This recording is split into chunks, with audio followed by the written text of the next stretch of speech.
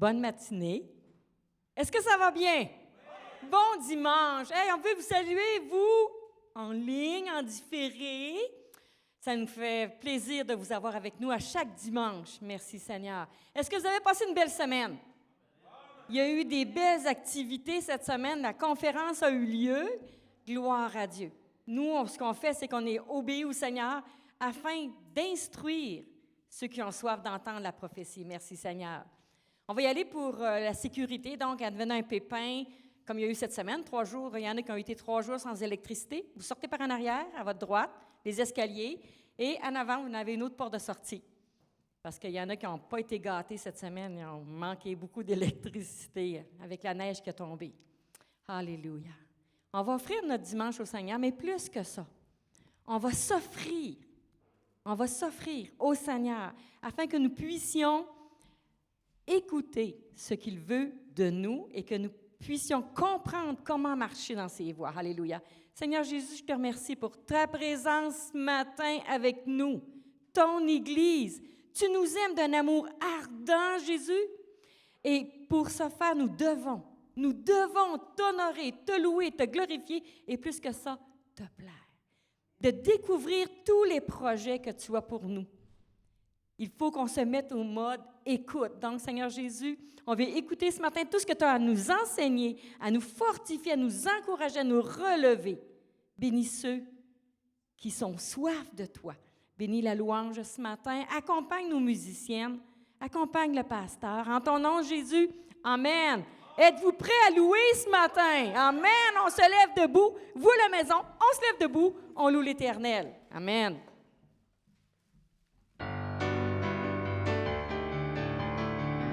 Alléluia. Je vous invite à vous lever, à taper des mains. Le Seigneur est digne. Alléluia. Oh, oh, oh, oh, oh, oh, oh, oh, oh, oh, oh, oh,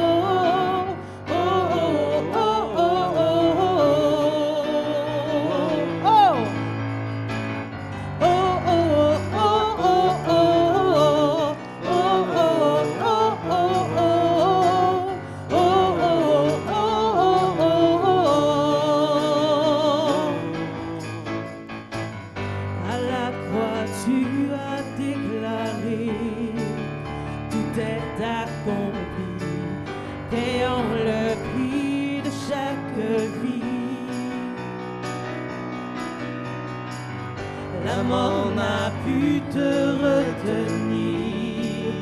Je sais que tu es ressuscité, libéré, racheté, délivré, pardonné. Je vivrai désormais pour toi.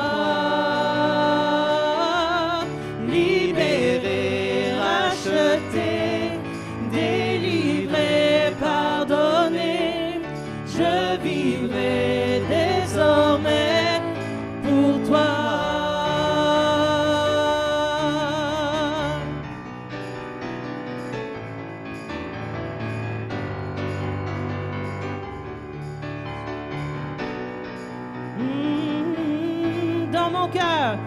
Dans mon cœur, tu fais résonner le son de ta voix afin de diriger mes pas.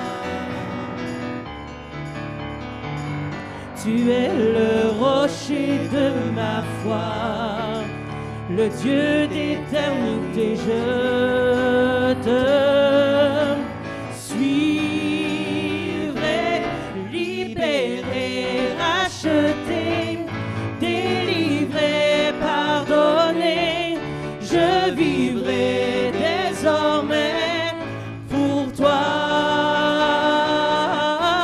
Libéré, racheté, délivré, pardonné, je vivrai désormais pour toi.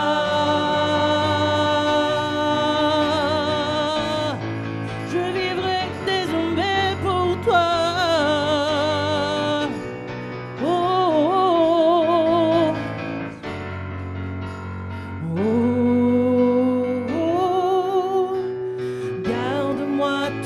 toujours près de toi. Oh, oh, tu es mon secours et ma joie. Oh, oh, garde-moi toujours près de toi. Oh,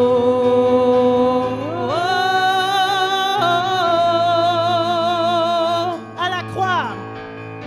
à la croix tu as déclaré, tout est accompli, payant le prix de chaque vie. Le mort n'a pu te retenir, je sais que tu es ressuscité, libéré, racheté, délivré, pardonné. Je vivrai désormais pour toi,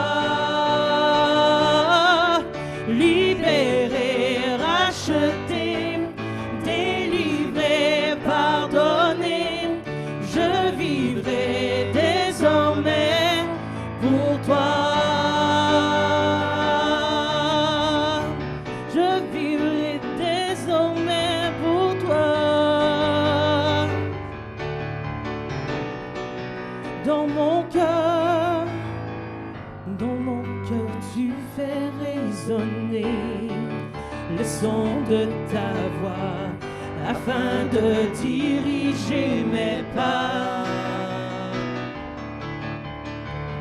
Tu es le rocher de ma foi, Dieu d'éternité, je te suivrai, libéré, racheté, délivré, pardonné. Je vivrai désormais pour toi, libéré, racheté, délivré, pardonné. Je vivrai désormais pour toi.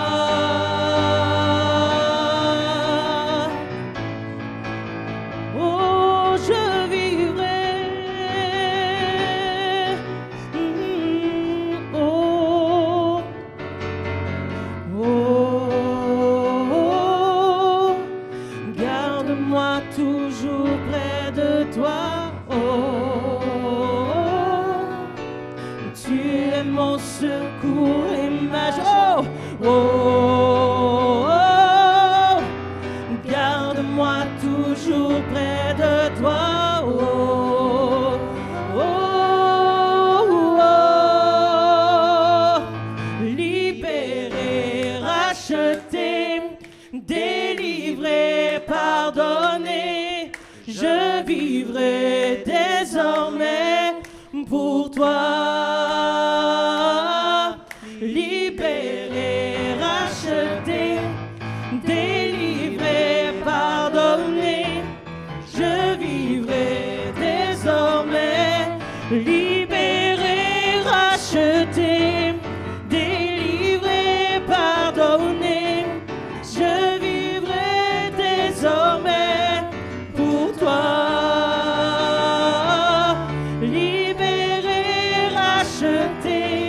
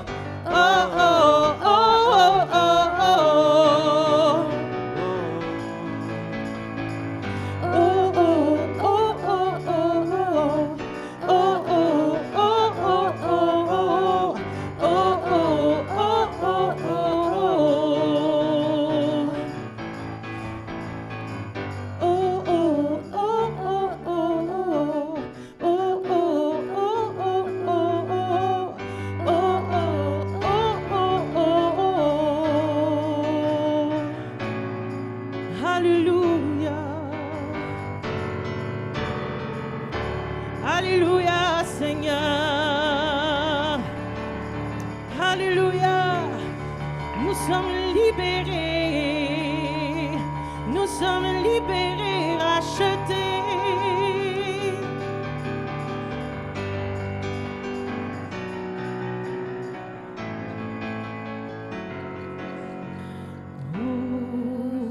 Oh, garde-moi toujours près de toi.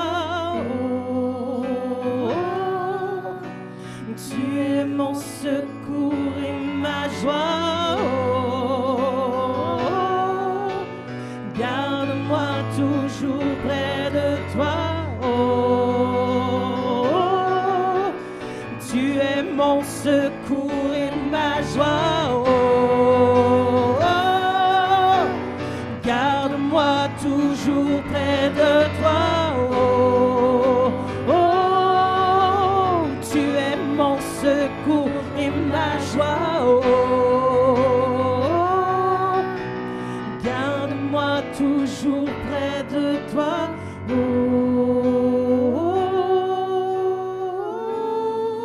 Libéré, libéré, racheté, délivré, pardonné, je vivrai désormais pour toi.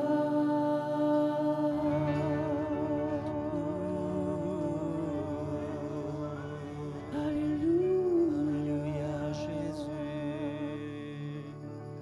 Alléluia, Seigneur. Gloire à ton Saint-Nom. Gloire à ton merveilleux nom. Je suis libéré, je suis racheté, je suis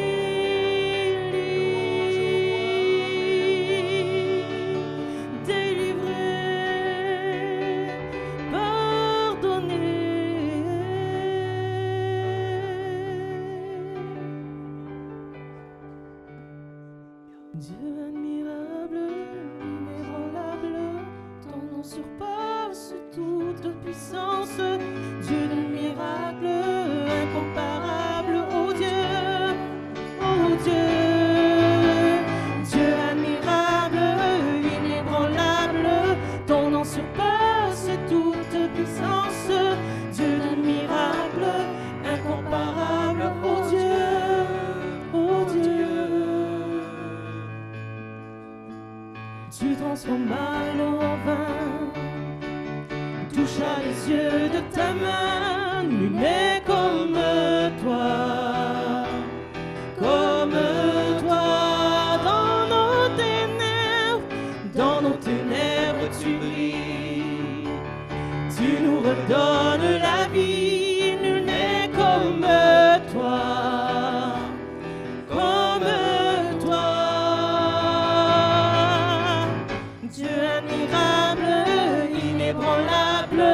Ton nom surpasse toute puissance, Dieu de miracle, incomparable, oh Dieu, oh Dieu. Dieu admirable, inébranlable, ton nom surpasse toute puissance, Dieu de miracle, incomparable, oh Dieu, oh Dieu.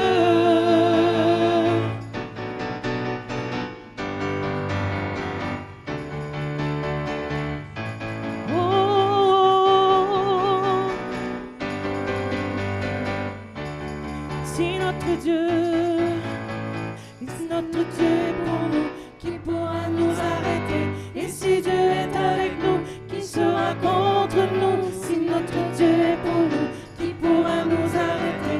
Et si Dieu est avec nous, qui sera contre nous? Si notre Dieu est pour nous, qui pourra nous arrêter? Et si Dieu est avec nous, qui sera contre nous? Si notre Dieu est pour nous, qui pourra nous arrêter? Et si Dieu est avec nous, qui sera contre nous? Qui sera contre nous? Dieu admirable, inébranlable, ton nom surpasse toute puissance. Dieu de miracle, incomparable, oh Dieu, oh Dieu. Dieu admirable, inébranlable, ton nom surpasse de puissance, Dieu de miracles, incomparable, oh Dieu, oh Dieu.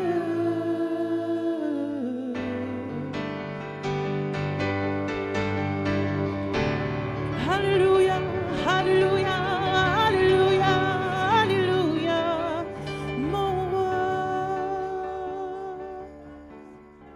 Tu es merveilleux, tu es glorieux, tu es élevé.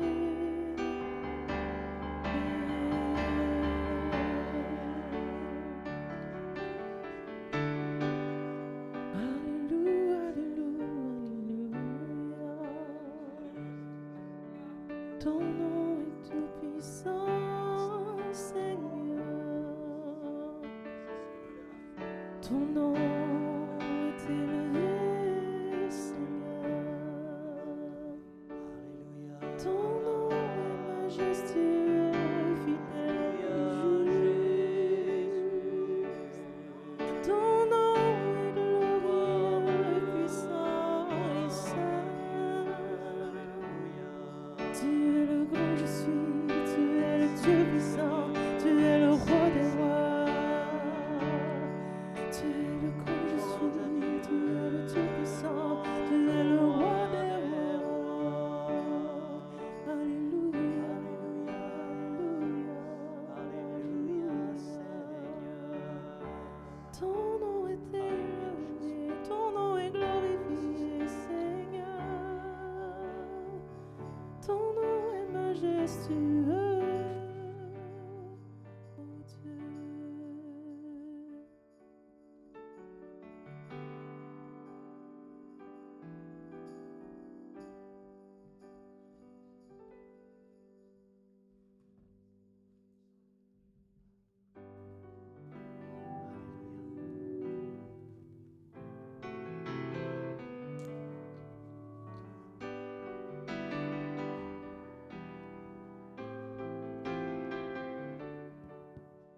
Ta fidélité, ô Dieu, surpasse toute intelligence. Rien n'égale ta bonté. Ton cœur si grand et merveilleux. Dans les épreuves de ma vie, tu te soucies de mon cœur et tu ne laisses ni n'abandonnes ma vie dans la tourmente. Elle n'est ni ligotée, ni enchaînée à la mort. Mon âme tout au fond du puits, crie vers toi mon solide appui. Tu es une forteresse, un abri sûr. Oh, lorsque je m'effondrais, ton bras me fortifia. Lorsque mon cœur fut affligé, près du tien tu le portas. La profondeur de la fosse m'entoura. La douceur de ta voix m'apaisa. Ta fidélité, ô Dieu, surpasse toute intelligence. Rien n'égale ta bonté. Ton cœur si grand et merveilleux. Dans les épreuves de ma vie, tu te soucies de mon cœur et tu ne laisses ni n'abandonnes ma vie dans la tourmente. Elle n'est ni ligotée, ni enchaînée à la mort. Mon âme tout au fond du puits, crie vers toi mon solide appui. Tu es une forteresse,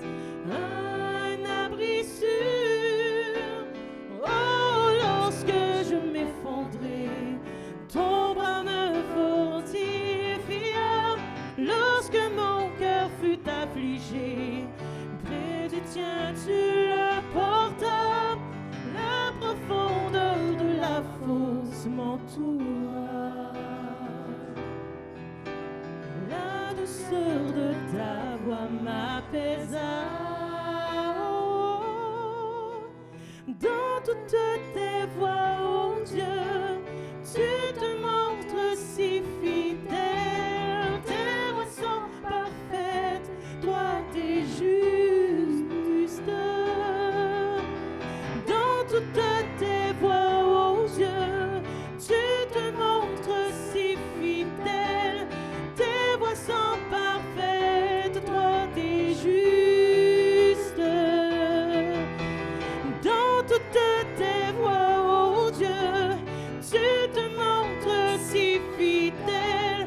Tes voies sont parfaites, droites et justes.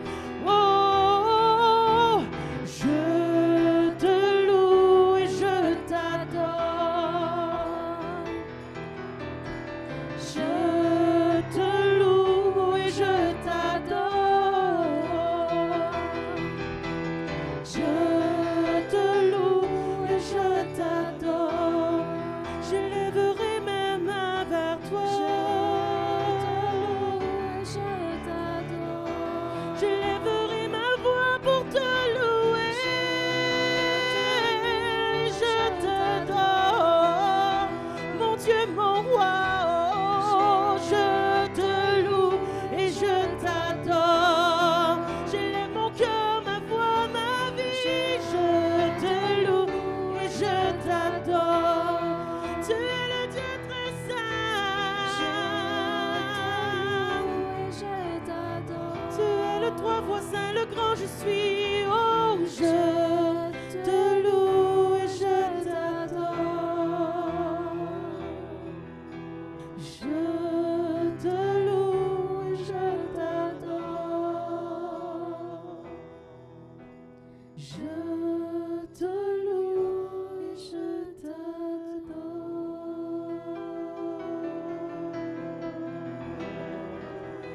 Alléluia. Alléluia. Alléluia.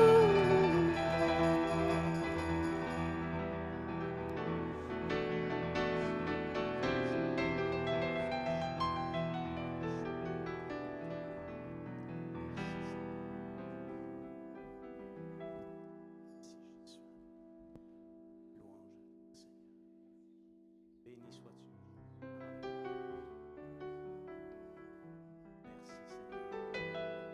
Alléluia.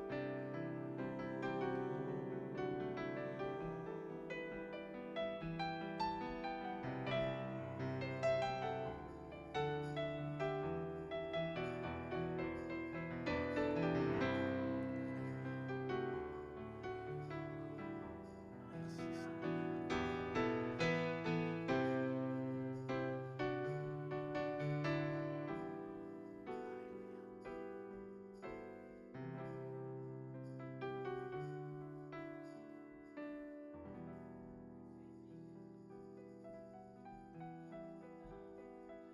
Alléluia.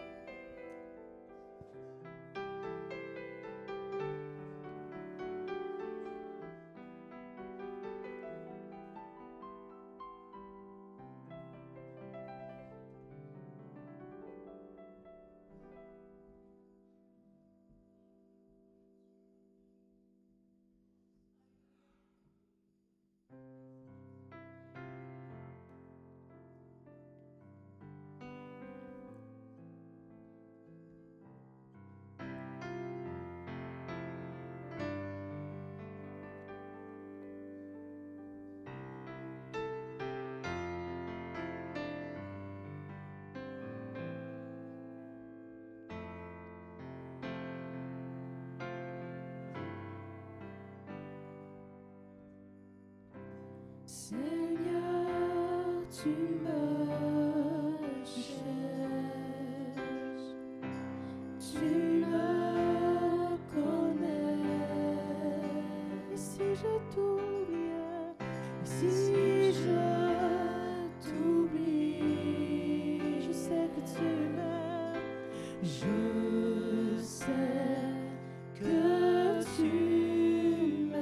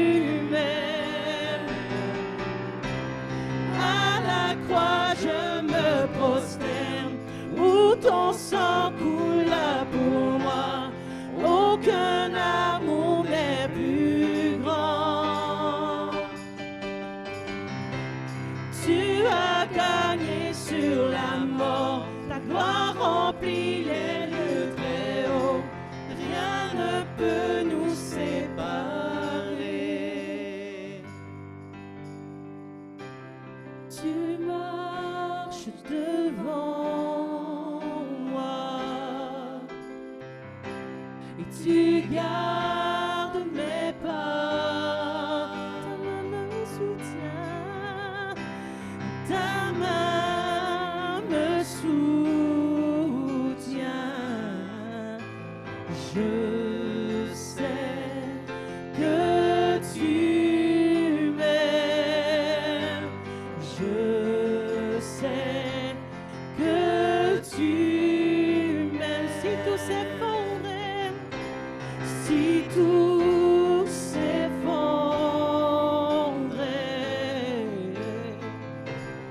devant mes yeux,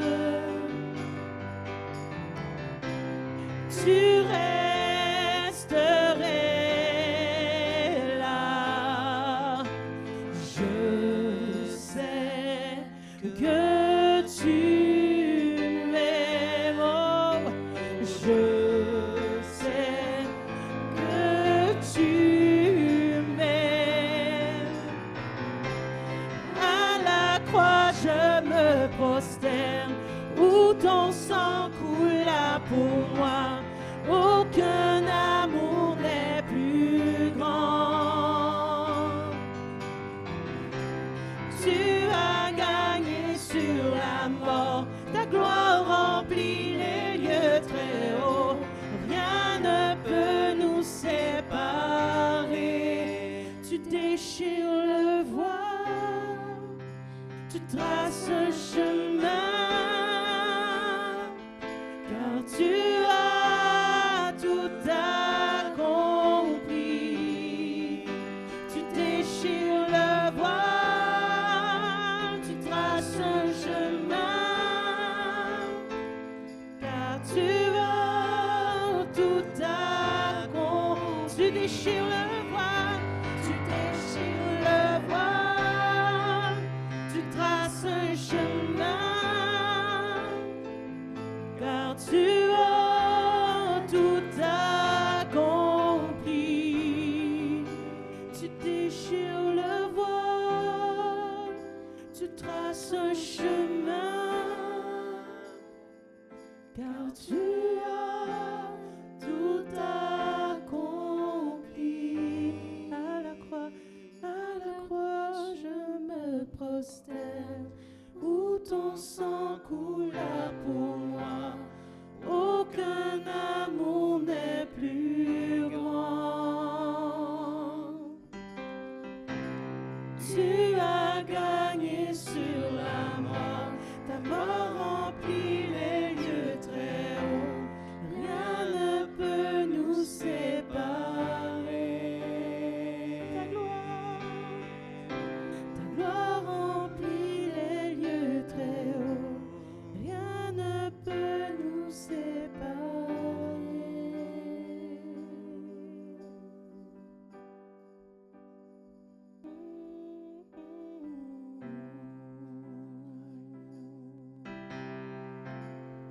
Rien ne peut nous séparer. Oh mon roi. Alléluia. Alléluia, Alléluia.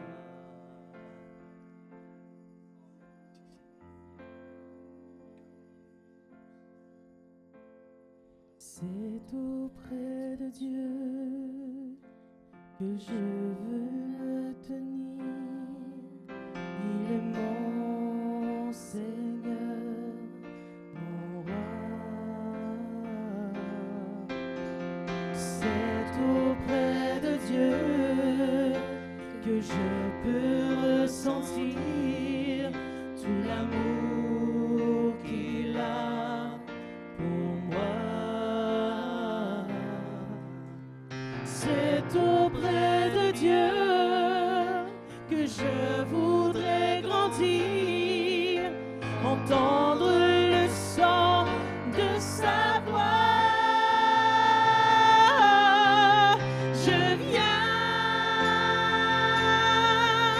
viens devant le trône, par ta grâce je me tiens, en ta présence je l'aime. Les yeux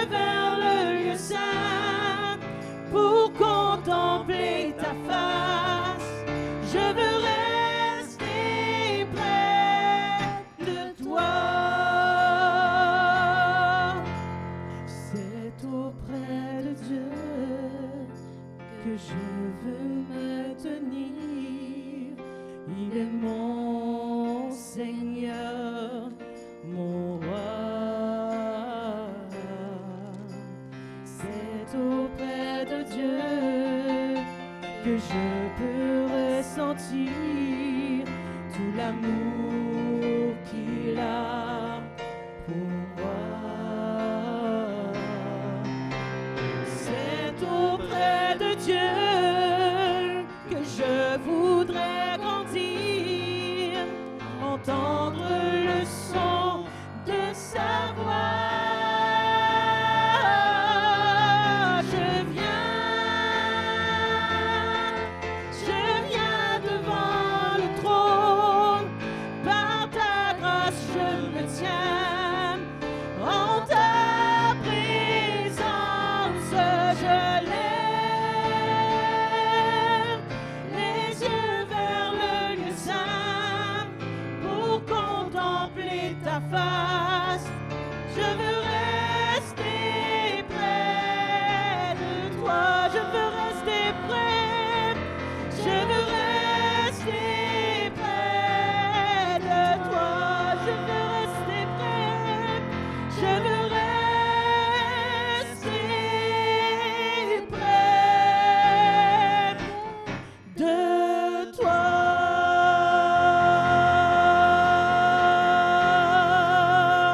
Crions au Seigneur, Alléluia, Alléluia, je veux rester près de toi, Alléluia.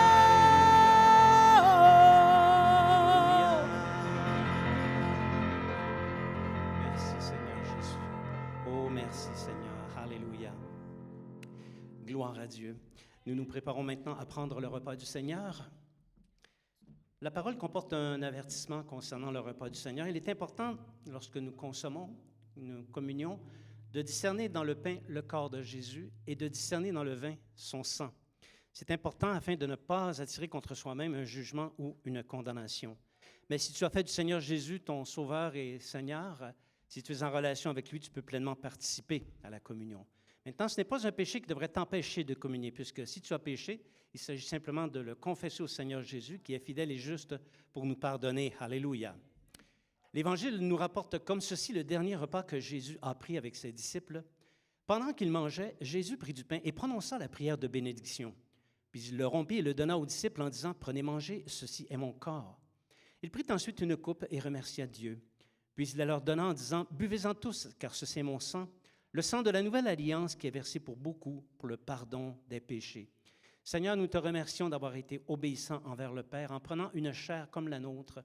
Toi qui étais le Fils de Dieu, tu as quitté la gloire céleste pour revêtir une chair exactement comme la nôtre. Et en toute chose, tu as été tenté sans jamais commettre le moindre péché.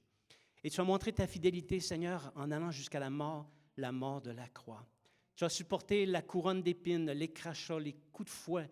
Tu as supporté les gifles, le mépris, la moquerie. Tu as supporté les clous dans tes mains, les clous dans tes pieds. Et Seigneur, sur cette croix, tu nous as aimés. Sur cette croix, ton sang a coulé. Et par ce sang, tous nos péchés sont pardonnés. Et nous sommes maintenant réconciliés avec le Père. Seigneur, pour cela, nous te dirons merci éternellement. Prenons maintenant les éléments.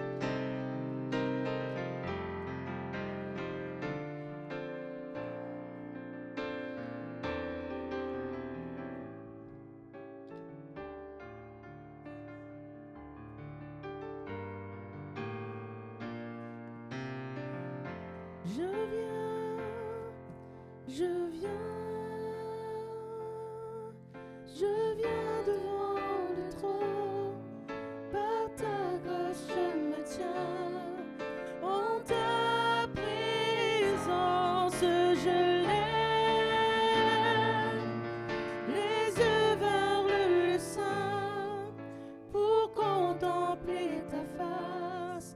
Je veux rester près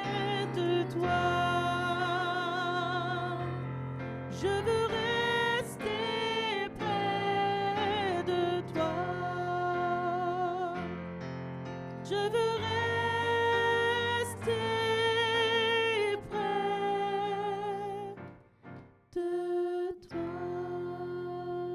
Amen. Merci Jésus. On peut l'applaudir, on peut l'acclamer. Il est digne ce matin. Il est digne en tout temps, mais ce matin, manifestons notre amour pour le Seigneur. Alléluia, alléluia. Merci, merci les musiciennes. Merci.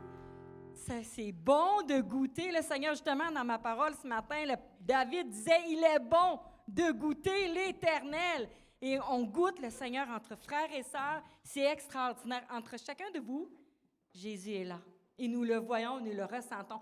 On veut vous saluer, vous qui viennent d'arriver tantôt, et vous en ligne. On est content que vous êtes avec nous ce matin. On s'ennuie déjà. On s'ennuie. Alléluia. Merci, Éternel. Dieu est bon. Alléluia. Fait qu'on va y aller pour les annonces. Elles défilent à l'écran. Il y a une affaire cette semaine à cause de la grosse tempête que nous avons eue. Il n'y a pas eu d'école, il n'y a pas eu d'électricité, puis il n'y a pas eu de femme de foi. Donc, je vais juste l'annoncer dans 2 semaines. Ça va être chez Cynthia qui a accepté encore d'ouvrir sa porte pour nous, les femmes. Parce que c'est important de prier pour l'Église. L'Église, elle a besoin de soutien. Et nous, les femmes, prions 2 semaines le mardi matin. Fait que si tu veux venir me voir après, Barbara, je pourrais t'expliquer. Alléluia. Merci, Seigneur. Merci, Jésus. On va y aller pour les requêtes. Il y a des requêtes. Les gens nous partagent leur fardeau, nous partagent leurs requêtes. Ils ont besoin que le Seigneur agisse dans leur vie. Et vous ici, si vous avez des requêtes, élevez-les au Seigneur et moi, je vais intervenir pour vous autres. Je vais prier. Seigneur éternel, je te remercie. On a tellement besoin de toi dans toutes circonstances. Nos amis qui sont au loin, protège-les. Sois avec eux. Donne-leur du repos. Que ta grâce repose sur eux quotidiennement. Et mes frères et sœurs ici qui ont des fardeaux lourds, pesants, viens les délivrer. Viens vraiment les déloader de toute cette lourdeur.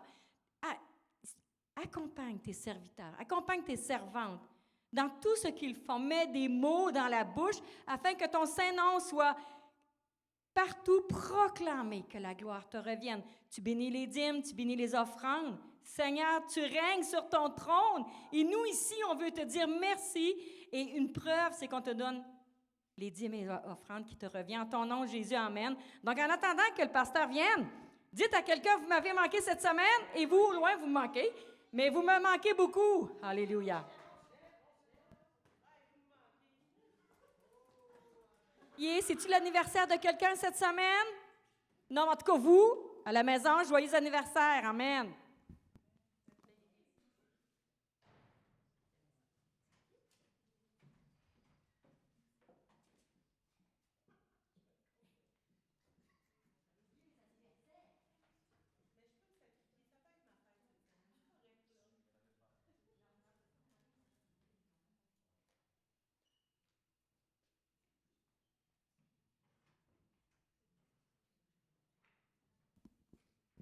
Alléluia. Dieu est bon.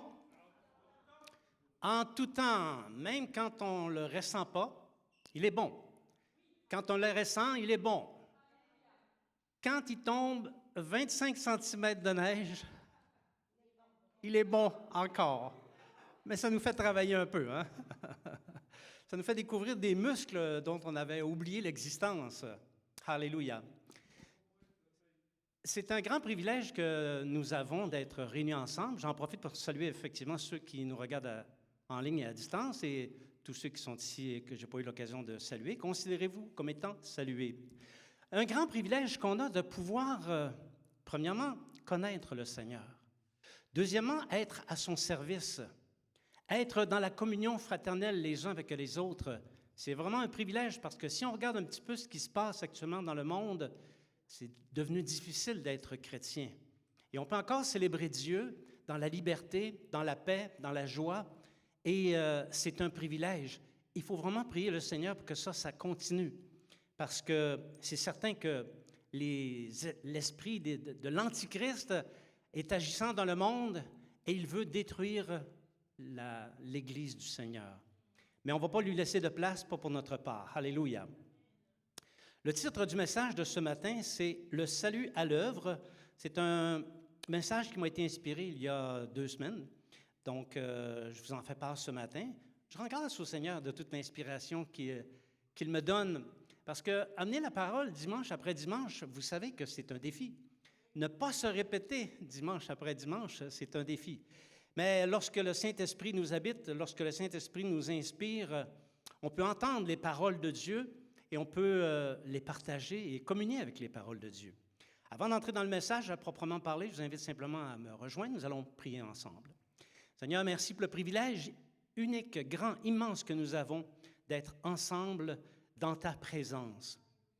Nous te prions, Seigneur, d'ouvrir nos cœurs, de prendre tout fardeau, tout souci, toute pensée négative, de les prendre, Seigneur, afin que notre cœur soit pleinement ouvert à recevoir ta parole. Et nous prions, Seigneur, afin que cette parole, une fois entrée dans nos cœurs, nous transforme, qu'elle nous place sur le chemin de la transformation, de l'obéissance, à devenir de plus en plus à l'image de Jésus-Christ. Nous le demandons au nom de Jésus. Amen. Le salut. Ici au Québec, quand on se croise, on dit salut.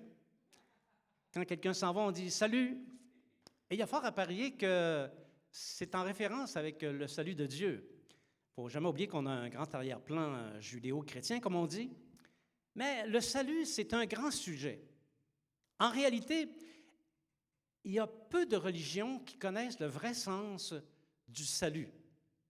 La plupart mettent l'accent sur le fait de faire des bonnes œuvres pour accéder à ce que les uns et les autres appellent le nirvana. Même si les religions sans le vrai Dieu sont une création d'équipe, les hommes et le diable, toute religion sans le vrai Dieu, c'est une réalisation du diable, parce que le seul objectif du diable, c'est de perdre les hommes. Mais toutes ces religions sans Dieu ont un point commun. Faire des œuvres dictées pour obtenir ce que le Dieu de cette religion promet. Beaucoup parmi elles sont violentes. Si quelqu'un commet un sacrilège dans ce qui est dicté, il peut en payer le prix de sa vie. Beaucoup de ces religions, dont une qu'on connaît beaucoup, se propagent par cette violence et par la force de la menace de la mort. S'il n'y avait pas ça, cette religion-là n'existerait plus aujourd'hui. Pour elle, le fait de tuer ou de recourir aux formes usuelles de violence qu'on connaît, c'est une bonne œuvre agréée par Dieu. Difficile à croire et à comprendre, mais ils ont vraiment le sentiment d'accomplir les volontés de Dieu en tuant et en violentant les populations. Par le mensonge et la tromperie, les véritables commandements de Dieu sont pervertis et le chemin emprunté par les adeptes de ces religions conduit à la perdition plutôt qu'au salut. Ils croient être sauvés éventuellement, mais s'en vont directement dans le lieu de perdition. Pour nous, les chrétiens qui sommes au service du véritable Dieu, le salut prend une forme différente parce qu'il produit du fruit à la gloire de Dieu, dans l'amour et dans la vérité. Et ce fruit, c'est l'accroissement du royaume de Dieu et l'édification du corps de Christ qui est tout en tous. Il est le centre de l'univers, le centre de la création, le centre de la parole et le centre de nos vies. Alléluia. Alors, pour être sauvé pour de vrai, il faut premièrement mettre sa foi dans le Seigneur Jésus. Ensuite, il faut laisser le Seigneur, par l'action du Saint-Esprit, opérer en nous les œuvres bonnes que Dieu a déposées dans notre cœur afin d'accomplir notre destinée. Dieu a déposé des œuvres dans notre cœur parce que nous avons une destinée à accomplir. Donc, le défaut de remplir l'une ou l'autre des conditions, c'est-à-dire recevoir le Seigneur Jésus et accomplir les œuvres, mène à la perdition. Et on va en parler avec plus de détails. Puisque le mensonge et la tromperie sont les outils de prédilection du diable, même chez les chrétiens, il va chercher à pervertir cette vérité, c'est-à-dire la nécessité d'accepter le Seigneur Jésus et d'accomplir les œuvres pour lesquelles nous avons été destinés. Il va chercher à pervertir cette vérité. Dès le début du christianisme, il y a longtemps, grande fut la tentation pour les premiers chrétiens de revenir à la loi de Moïse en pratiquant notamment la circoncision et toutes les autres éléments de la loi. Si cette ruse et cette séduction avaient fonctionné, ça aurait eu pour effet de réduire à néant la plus grande des œuvres de justice de Dieu, c'est-à-dire le don de son Fils unique, offert pour guérir les péchés des hommes et des femmes de toutes les générations. Aux chrétiens de la ville de Philippe qui s'étaient tournés vers la foi véritable en Jésus, voici ce qu'enseignait l'apôtre Paul dans Philippiens chapitre 2, versets 12 à 16. « Ainsi, mes bien-aimés, comme vous avez toujours obéi, travaillez à votre salut avec crainte et tremblement, non seulement comme en ma présence, mais bien plus encore maintenant que je suis absent, car c'est Dieu qui produit en vous le vouloir et le faire selon son bon plaisir. Faites toutes choses sans murmure ni hésitation, afin que vous soyez irréprochables et purs, des enfants de Dieu irrépréhensibles au milieu d'une génération perverse et corrompue, parmi laquelle vous brillez comme des flambeaux dans le monde, portant la parole de vie. » Amen. Alléluia. C'est un encouragement puissant à chercher Dieu et découvrir les œuvres qu'il dépose en nous en vue du salut et pour son bon plaisir, pour faire la joie de notre Maître. Comment parvient-on à vraiment travailler pour notre salut? Est-ce que les œuvres constituent une condition pour être sauvé? Les bonnes œuvres, on s'entend? Et quel est le produit des œuvres au service de Dieu? C'est le sujet de notre méditation ce matin. Est-ce que vous êtes avec moi? Alléluia. Travailler au salut. Venir à Jésus, mettre sa foi en lui pour être pardonné de nos péchés, c'est une bonne chose. C'est une excellente chose. On aimerait que tous nos concitoyens du Saguenay fassent ça. On aimerait que tous nos frères et sœurs de la famille fassent ça, qu'elles mettent leur... C'est la meilleure des choses qu'on peut faire. Mais ce n'est pas tout. Franchir les portes ouvertes. Donc, mettre sa foi en Jésus, c'est aussi l'action de franchir des portes. C'est un franchissement de portes, et ça de deux manières. En réalité, la meilleure image qui sert à illustrer le fait de mettre sa foi en Jésus, c'est l'image de la porte ouverte. Lorsque quelqu'un franchit une porte ouverte, il passe d'une réalité à une autre, quelle que soit la porte. Tu es dans une réalité, tu franchis la porte et tu entres dans une autre réalité. Donc, lorsqu'une personne accepte le Seigneur, il lui ouvre la porte de son cœur. Et alors, le Seigneur est libre d'entrer en communion avec lui, de lui parler et de faire tout un tas de choses par le biais de cette personne. Il peut le transformer par l'intérieur et le pousser à agir dans le royaume de Dieu. Alléluia. Apocalypse, chapitre 3, 20. Et ça, c'est un passage qui devrait être appris par cœur parce que c'est un passage utile lorsqu'on rend témoignage. Donc, Apocalypse, chapitre 3, verset 20. « Voici, je me tiens à la porte et je frappe. Si quelqu'un entend ma voix et ouvre la porte, j'entrerai chez lui. Je souperai avec lui et lui avec moi. » Alléluia. Est-ce que Jésus est entré dans ton cœur pour que tu puisses avoir un repas et une communion avec lui? Merci Seigneur. Ça nous parle de l'intimité qui existe entre le croyant et le Seigneur Jésus et la relation forte et profonde qui existe entre les deux. C'est plus qu'une amitié, c'est une relation d'amour. Alléluia. Donc, lorsqu'une personne place sa foi en Jésus, il y a aussi le franchissement d'une porte. La personne quitte une réalité, la réalité du monde, la réalité du prince des ténèbres pour accéder à un autre monde, le royaume de l'admirable lumière de Dieu. Alléluia. Et je suis content qu'un jour j'ai fait ce pas, je suis entré dans cette porte. Quiconque a cru en Jésus n'appartient plus au monde. Si tu as mis ta foi en Jésus, tu n'appartiens plus au monde, tu ne dois rien au monde et le monde ne te doit rien. Tu appartiens au royaume de Dieu, à l'Église du Dieu vivant, au corps de Christ dont tu deviens une part entière. Tu fais partie d'un autre royaume.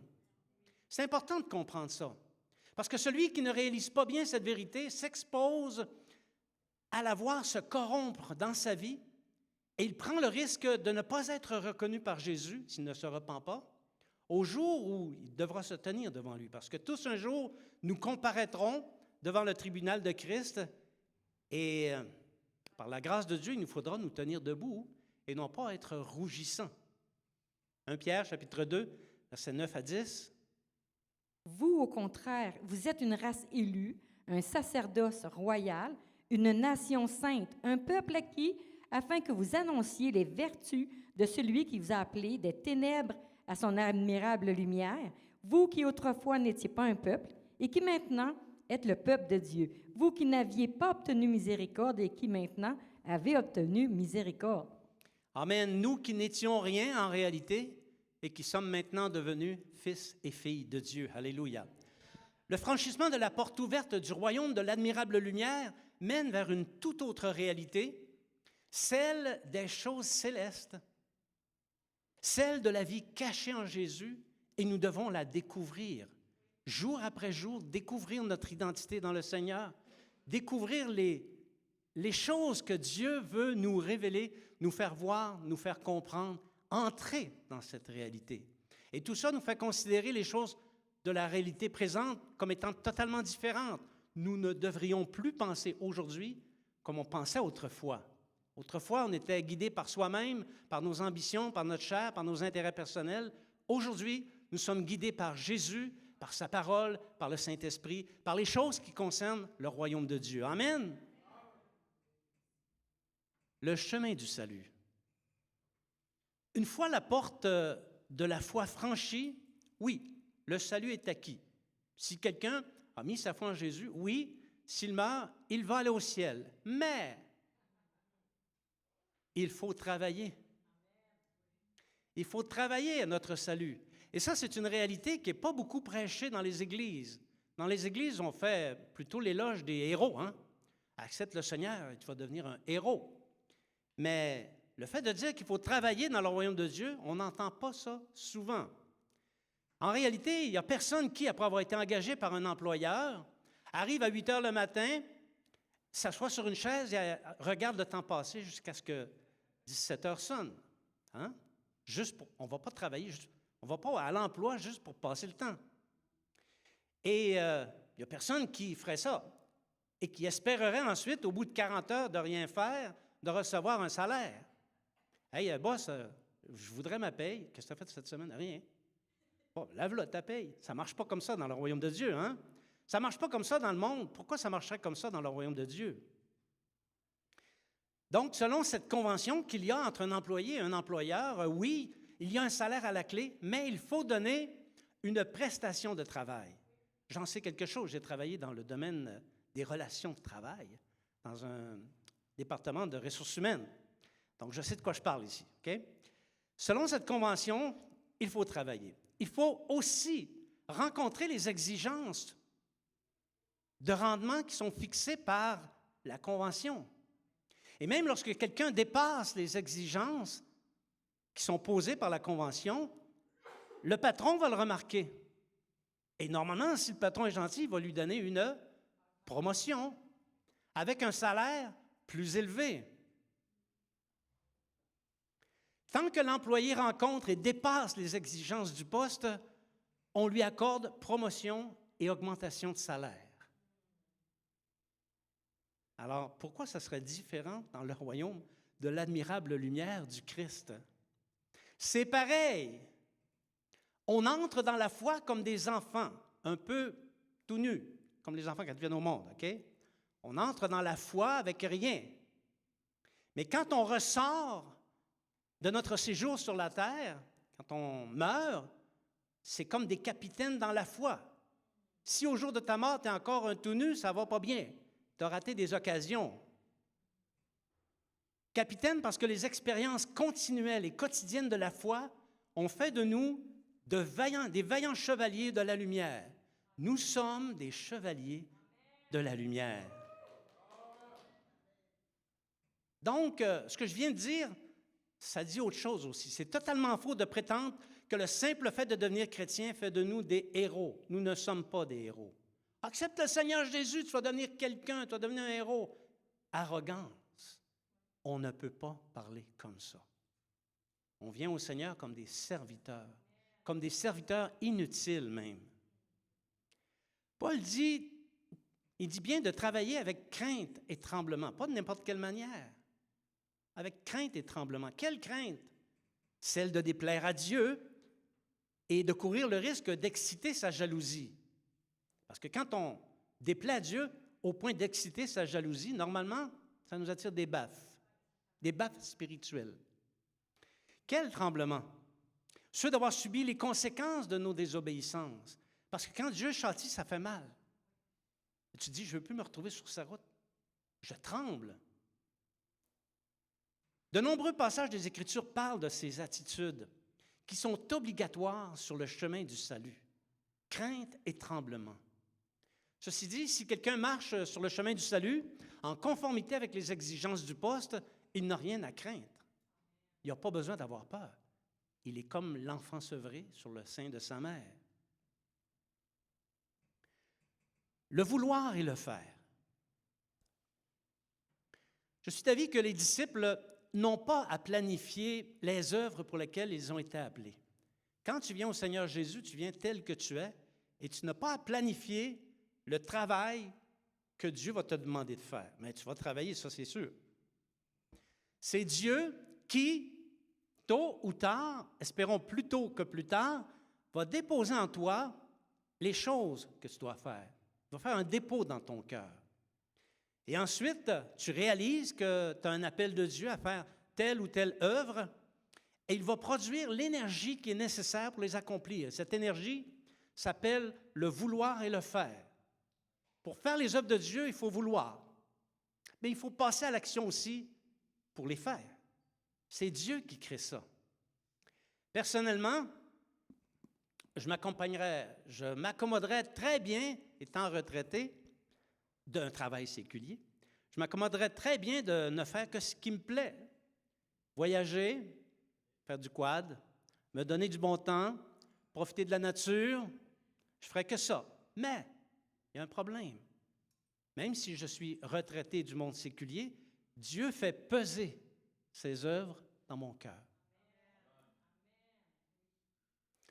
Lorsque j'étais au temps de ma carrière, une carrière qui déjà était quand même assez bien remplie, je n'avais pas le temps de faire beaucoup d'autres choses. Sauf que Dieu faisait peser sur mon cœur le poids d'un tas d'œuvres à faire. Et j'en ai fait des choses dans le Seigneur pendant le temps que je travaillais chez un employeur.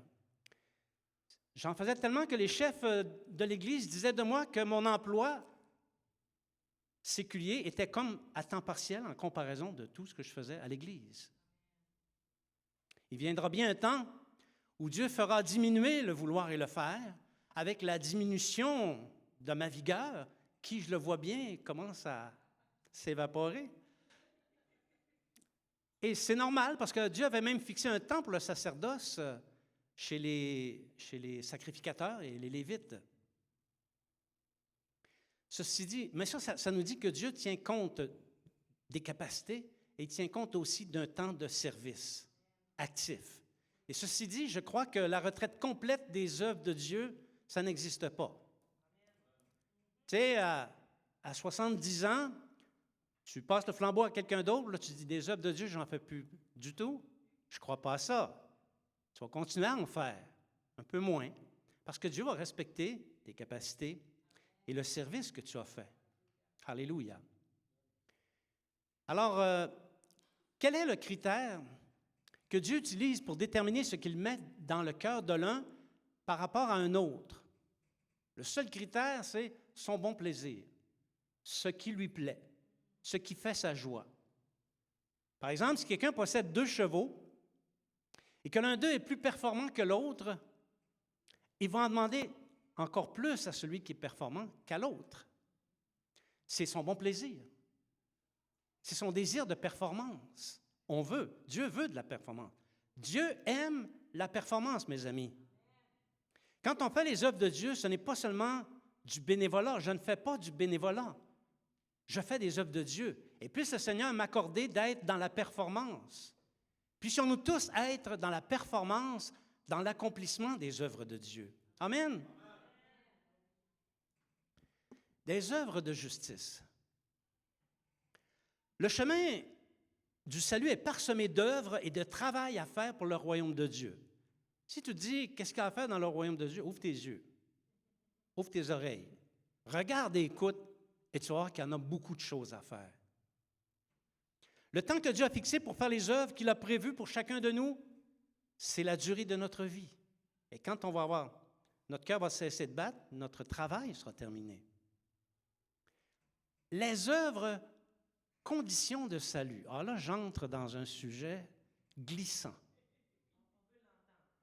Si quelqu'un prétend avoir la foi, celle-ci doit se prouver par les œuvres de justice, c'est-à-dire des œuvres qui répondent à la justice de Dieu. Pas juste des bonnes œuvres, des œuvres qui répondent à la justice de Dieu, en conformité, en d'autres mots, avec les instructions de l'Évangile. Proclamer le salut, ça c'est en conformité avec la justice de Dieu. Annoncer les vertus du Christ, ça c'est en conformité.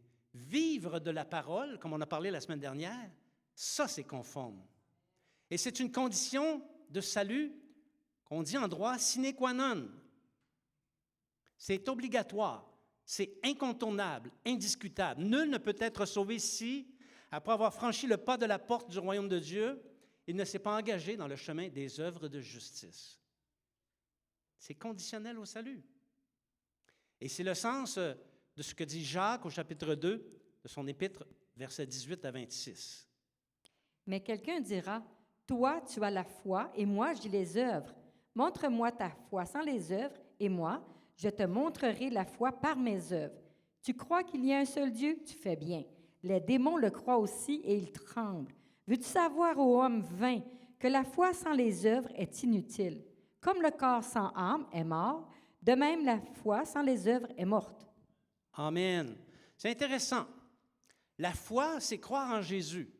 Mais c'est plus qu'évident que les démons aussi croient en Jésus. Et ils tremblent quand ils entendent son nom. Mais ils ne sont pas sauvés pour autant. Ce n'est pas parce que les démons croient en Jésus qu'ils sont sauvés. Si quelqu'un dit « Je crois en Jésus, donc je suis sauvé », montre tes œuvres de justice. Dans la chrétienté du monde, qu'il y a dans le monde, ce sont des millions de chrétiens qui disent avoir la foi ici. Tout le monde dit avoir la foi. Ici, pas ici à l'Église, je parle dans notre région. Tout le monde dit avoir la foi. Mais ils sont stériles, comme les millions d'autres, sous le rapport des œuvres de justice. Ils ne connaissent pas le salut. Ils ne sont pas sur le chemin du salut. Alléluia. Agir dans la joie. L'accomplissement des œuvres de justice doit se faire avec une attitude exigée par le poste. La joie. Faites toutes choses sans murmure ni hésitation, disait Paul. Si tu fais ça, c'est qu'il y a de la joie dans ton cœur. Imagine, tu demandes un service à quelqu'un, il part en blasphémant, puis en chialant. Ici, au Saguenay, on dit chialer, râler en français. Donc, il part en chialant. Toi, là, qui a demandé le service, tu n'auras aucune joie. Même, tu vas être fâché du service qu'il t'a rendu, parce qu'il n'a pas eu la bonne attitude.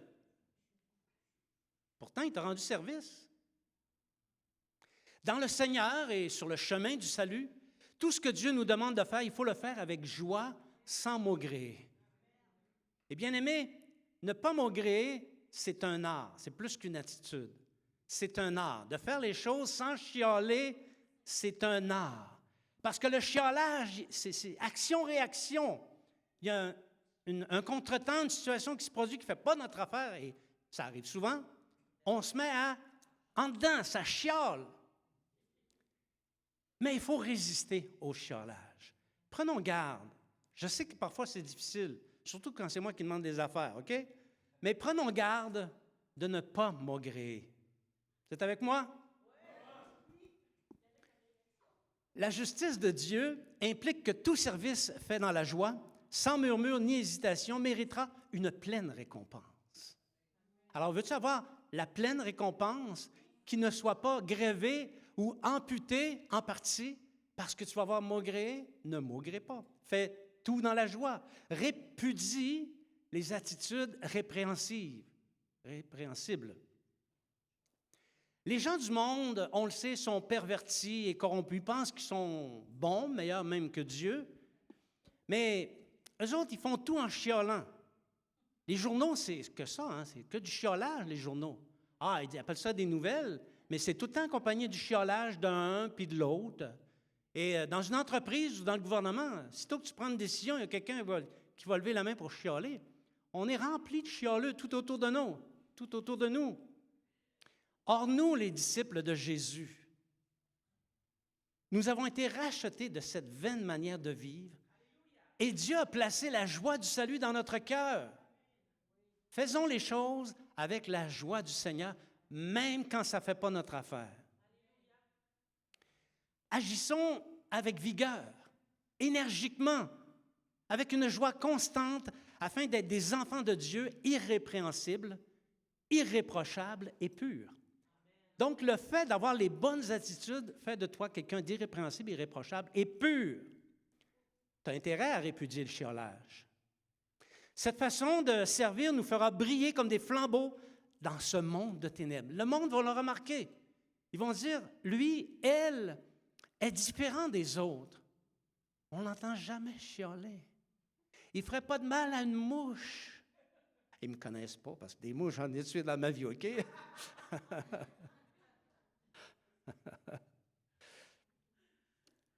Le fruit qui abonde pour notre compte.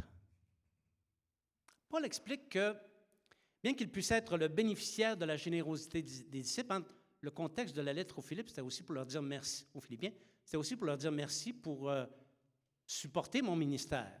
Vous me donnez des sous pour que je puisse voyager, puis je vous suis très reconnaissant pour ça. Donc, même s'il était le bénéficiaire des dons des gens de Philippe, ce n'était pas vraiment ça qu'il cherchait. Et ça devrait être vrai pour tous les ministres qui servent le Seigneur.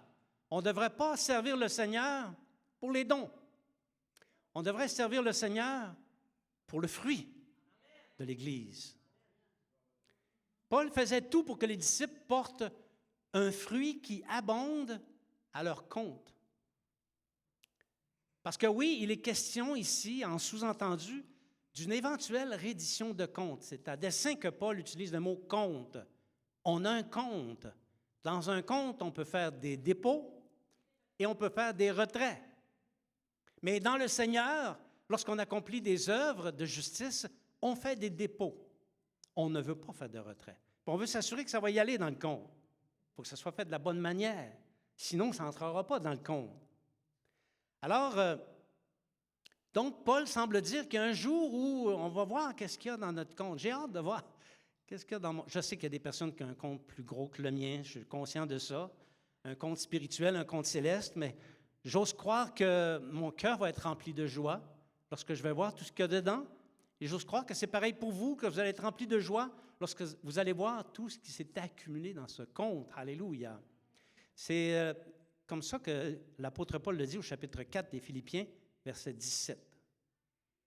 Ce n'est pas que je recherche les dons, mais je recherche le fruit qui abonde pour votre compte. Alors, c'est une vérité qui doit être dite, et il n'y a pas que là que l'apôtre le dit. Au jour de notre comparution devant Jésus, il y a un jour, on va paraître devant Jésus, il fera les comptes. Et ce qu'il trouvera dans ce compte déterminera d'être vêtu et d'obtenir des trésors, des richesses, ou rien du tout. S'il n'y a rien dans le compte, on n'aura rien. 2 Corinthiens, chapitre 5, versets 2 à 3. Aussi, nous gémissons dans cette tente, désirant revêtir notre domicile céleste, si du moins nous sommes trouvés vêtus et non pas nus. Voilà qui a été dit. Il faut qu'on arrive vêtus et non pas nus. Après la foi, c'est la pratique continuelle, persévérante et selon le zèle que procure l'Évangile de paix qui enrichit et augmente notre compte céleste. Amen.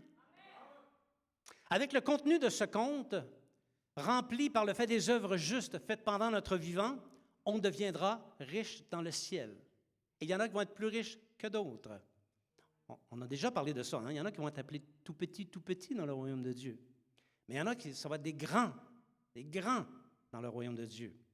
On pourra, avec ce qu'il y a dans notre compte, acheter des vêtements blancs pour couvrir la honte de notre nudité. Et, littéralement, on revêtira le domicile céleste. C'est vraiment une belle promesse. Apocalypse, chapitre 3, versets 18 à 19. Je te conseille d'acheter de moi de l'or éprouvé par le feu, afin que tu deviennes riche, et des vêtements blancs, afin que tu sois vêtu et que la honte de ta nudité ne paraisse pas, et un collier pour oindre tes yeux, afin que tu vois. Moi, je reprends et je châtie tous ceux que j'aime. Aie donc du zèle et repens-toi. Critique faite à l'égard des œuvres de l'Église de Laodicée. Ces œuvres n'étaient pas parfaites, et c'est la critique ici que le Seigneur Jésus donne. Qu'il en soit pour nous, comme ça, bien-aimés, qu'on achète de l'or éprouvé par le feu et qu'on devienne riche, qu'on puisse se vêtir de vêtements blancs. Donc, le salut ne conduit pas à hériter d'un nuage dans le ciel et de flotter en jouant de la harpe. On a tous cette image-là, hein, qu'on a vue quand on était enfant, mais ce n'est pas ça. C'est la résidence céleste qui va nous être offerte, une cité de Dieu où se trouvent des richesses inimaginables. Et la plus grande de ces richesses, ce sera celle de pouvoir contempler Dieu dans toute sa splendeur et d'hériter ce que nous aurons mérité, les œuvres de justice que lui-même nous aura donné de faire selon son bon plaisir. Alléluia. J'invite les musiciens ici. Merci Seigneur.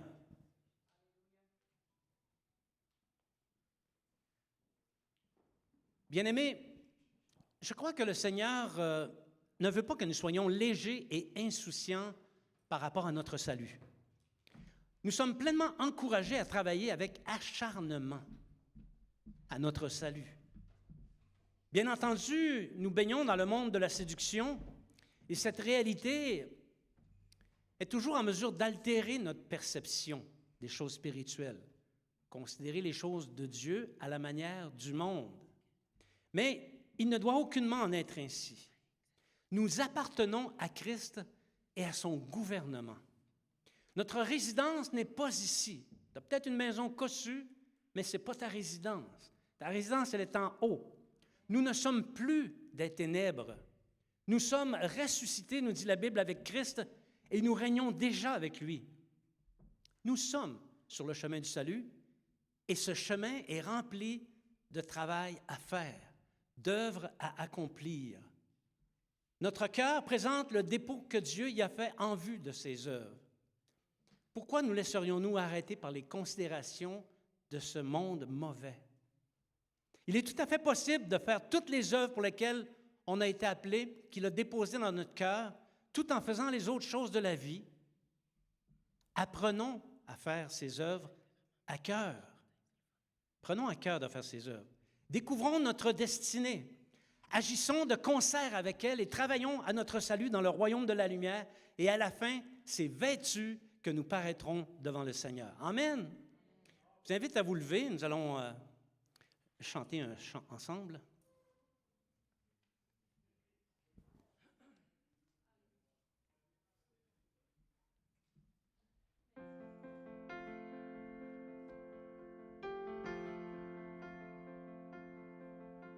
C'est auprès de Dieu que je veux me tenir.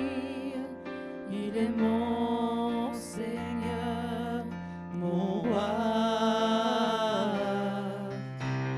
C'est auprès de Dieu que je peux ressentir tout l'amour qu'il a pour moi. C'est auprès de Dieu que je voudrais grandir, entendre le son de sa voix.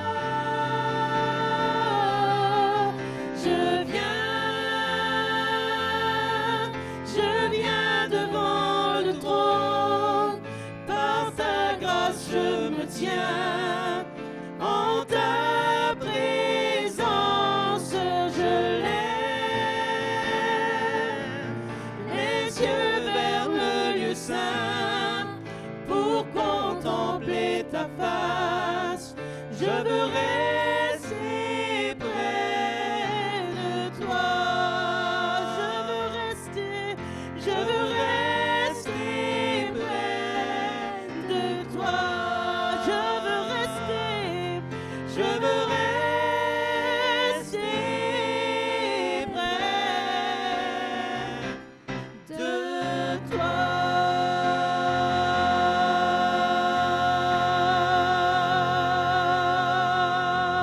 acclamons le Seigneur. Alléluia.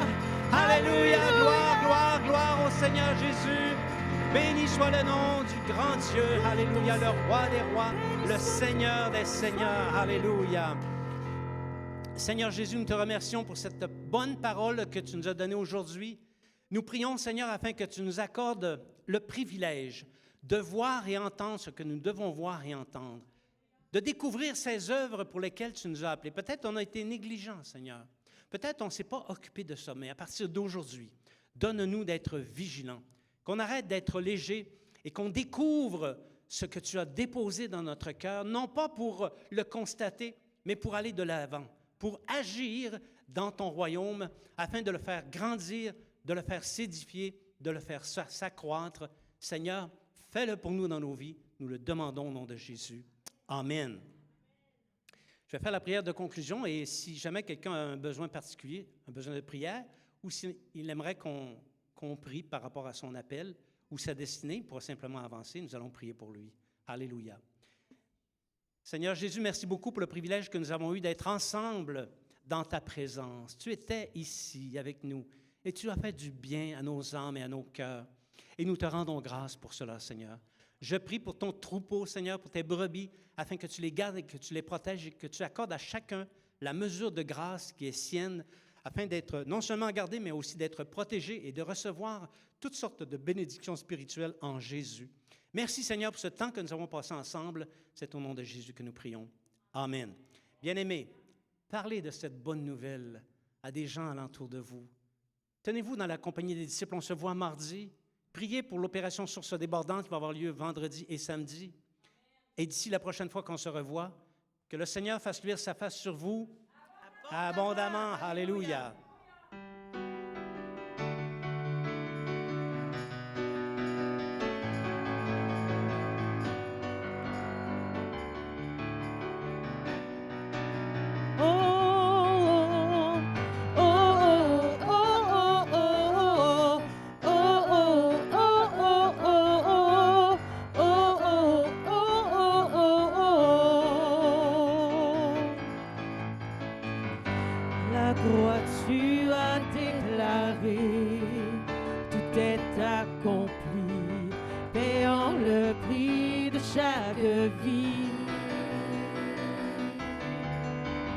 La mort n'a pu te retenir. Je sais que tu es ressuscité, libéré, racheté, délivré, pardonné. Je vivrai désormais pour toi. Libéré, racheté, délivré, pardonné. Je vivrai désormais pour toi.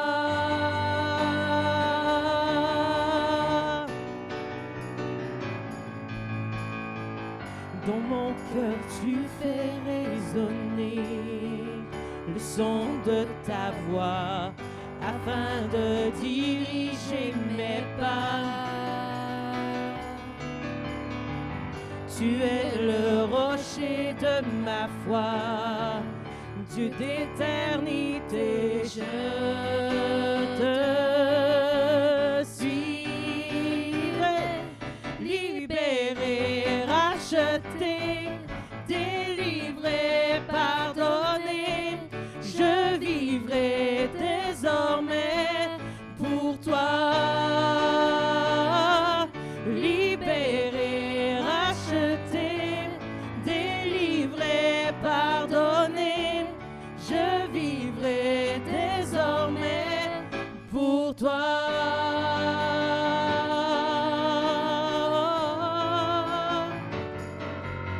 Je vivrai désormais pour toi. Oh, oh, garde-moi toujours près de toi. Oh, tu es mon secours et ma joie. Oh, garde-moi toujours près de toi.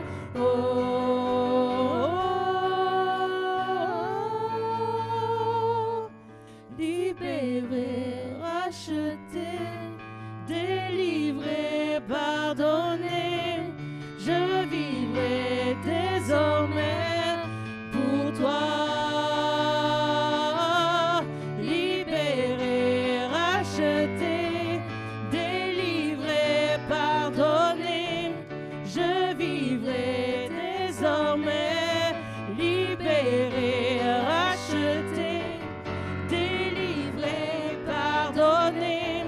Je vivrai désormais pour toi.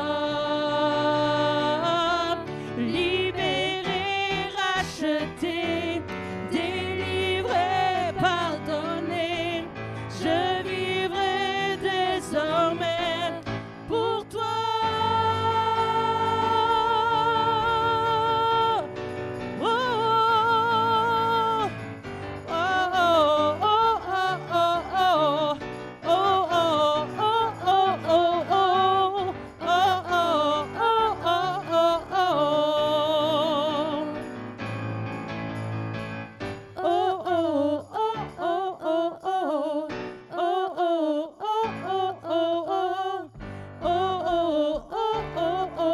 Une dernière fois. Oh oh oh oh oh oh. Oh oh oh oh oh oh. Oh oh oh oh oh. Alléluia.